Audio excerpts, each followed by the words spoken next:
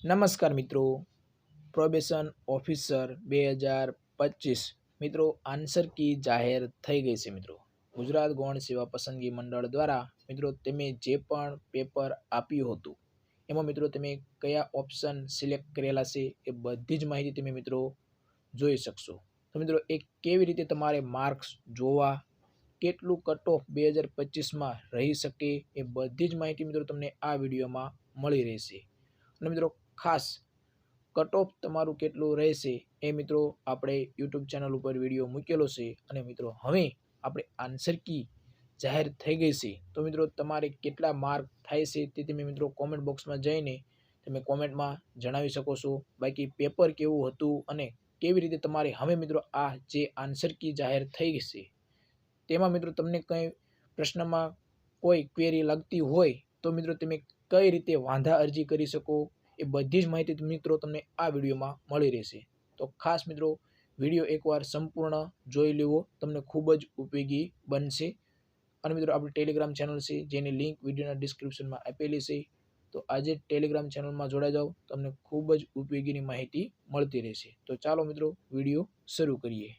તો મિત્રો ગુજરાત ગૌણ સેવા પસંદગી મંડળ દ્વારા જાહેરાત ક્રમાંક મિત્રો 227 2024-25 મિત્રો 12/10/2025ના રોજ તમારું આ પેપર લેવામાં આવ્યું હતું. હવે મિત્રો વર્ગ 3 આ જે ભરતી છે એ વર્ગ 3 છે. પ્રોબેશન ઓફિસર વર્ગ 3 મિત્રો ખૂબ જ સારી ભરતી છે. પ્રોવિઝનલ આન્સર કી મિત્રો જાહેર થઈ ગઈ છે. અને મિત્રો ખાસ હવે તમારે આ જે આન્સર કી જાહેર થઈ છે એમાં કંઈ પણ તમને પ્રશ્નમાં ભૂલ લાગતી હોય અથવા તો તમને જે પ્રશ્ન હોય એમાં કંઈ શંકા હોય તો મિત્રો તમે કઈ રીતે વાંધા અરજી કરી શકો અને મિત્રો કઈ રીતે તમારે તમારા માર્ક્સ જોવાના છે એ બધી જ માહિતી હું તમને જણાવું છું.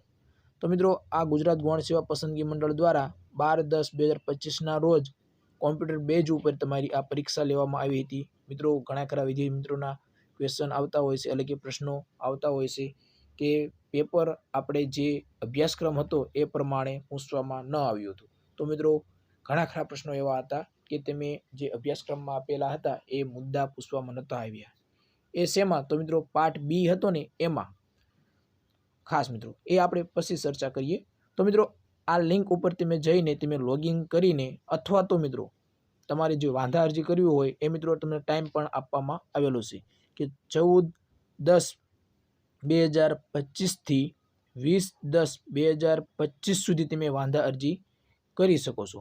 વાંધા અરજીમાં તમારે શું શું મિત્રો જોડવાનું થશે અથવા તો શું કરવાનું રહેશે? તો મિત્રો પ્રસિદ્ધ કરેલ આન્સર કીના જવાબ સામે ઉમેદવારોએ વાંધા હોય તો ઓનલાઈન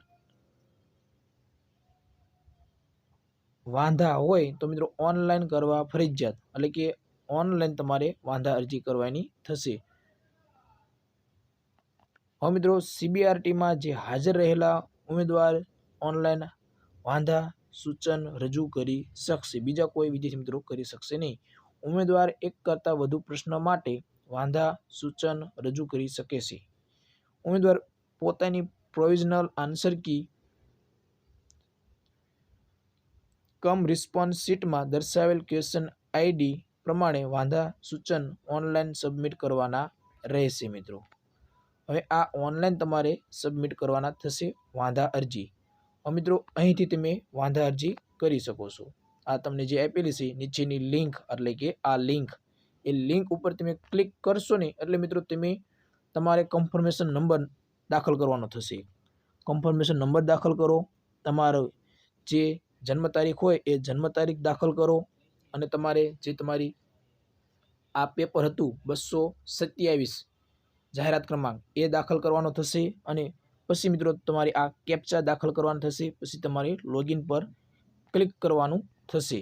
તમે લોગિન પર ક્લિક કરશો એટલે મિત્રો જો તમારું પ્રશ્નપત્ર તમારે જોવું હોય તો મિત્રો તમારે અહીં ક્લિક કરવાનું રહેશે. અહીં તમે ક્લિક કરશો એટલે મિત્રો તમારું પ્રશ્નપત્ર ઓપન થઈ જશે અને તમે કયા કયા પ્રશ્નમાં કયા ઓપ્શન સિલેક્ટ કરેલો છે એ બધું જ તમને દેખાડશે. મિત્રો તમને જો કોઈ કેન્ડિડેટ રિસ્પોન્સ આપેલું છે, અહીં તમને ઓપ્શન આપેલા છે એપ્લિકેશન ડિટેલ, કેન્ડિડેટ રિસ્પોન્સ અને ઓબ્જેક્શન ફોર્મ. એ મિત્રો તમે જે આપણે દાખલ કરશો એટલે મિત્રો તમને ક્લિક હિયર આવે છે ઓપ્શન, એ ક્લિક હિયર ઉપર તમે ઓપ્શન સિલેક્ટ કરશો એટલે મિત્રો તમારું પ્રશ્નપત્ર જનરેટ થઈ જશે. એટલે કે તમે જે પણ પ્રશ્ન તમે સિલેક્ટ કરેલા હશે, જે ક્વેશ્ચનમાં ઓપ્શન જે સિલેક્ટ કરેલા હશે એમાં મિત્રો તમારે હવે શું કરવાનું, તો મિત્રો પ્રિન્ટ ઉપર ક્લિક કરવાનું અને પછી મિત્રો તમે સેવ એઝ PDF એ તમે PDF ડાઉનલોડ કરી શકો છો. હવે મિત્રો વાંધા અરજી હોય ને તો મિત્રો તમારે ઓબ્જેક્શન ફોર્મ પર ક્લિક કરવાનું રહેશે. મિત્રો ખાસ આપણે આગળ જે જણાવ્યું એમાં થોડુંક આપણે મિસ્ટેક કરી હતી કે મિત્રો તમને અહીં મેં ઓપ્શન જણાવવામાં કહેવામાં આવ્યું હતું કે ઓબ્જેક્શન ફોર્મ પર ક્લિક કરવાનું, પરંતુ મિત્રો અહીં કેન્ડિડેટ રિસ્પોન્સ ઉપર પહેલાં ક્લિક કરવાનું, પછી મિત્રો તમારે ઓબ્જેક્શન ફોર્મ પર ક્લિક કરવાનું રહેશે. એ તમને તમે જે ઓપ્શન ઉપર એટલે કે લિંક ઉપર તમે ક્લિક કરશો એટલે તમને ખ્યાલ આવી જશે. પછી મિત્રો તમને જે પણ કાંઈ પ્રોબ્લેમ હોય અથવા તો તમારે બધી જ ડિટેલ દાખલ કરવાની થશે, એ બધી જ તમે દાખલ જે સૂચના આપેલી હોય અથવા તો તમારે જે પણ દાખલ કરવાનું હોય એ તમે દાખલ કરીને પ્રશ્નમાં કોઈ વાંધા અરજી લગતો હોય પ્રશ્ન ક્રમાંક ઓલું કરીને સિલેક્ટ કરીને તમે દાખલ કરી શકો છો અને પછી તમારે સબમિટ કરી દેવાનું છે. એટલે કે તમારી વાંધા અરજી એ કમ્પ્લીટ થઈ જશે. તમારી જે ડિટેલ માંગી છે એ બધી જ તમે સબમિટ કરી શકો છો.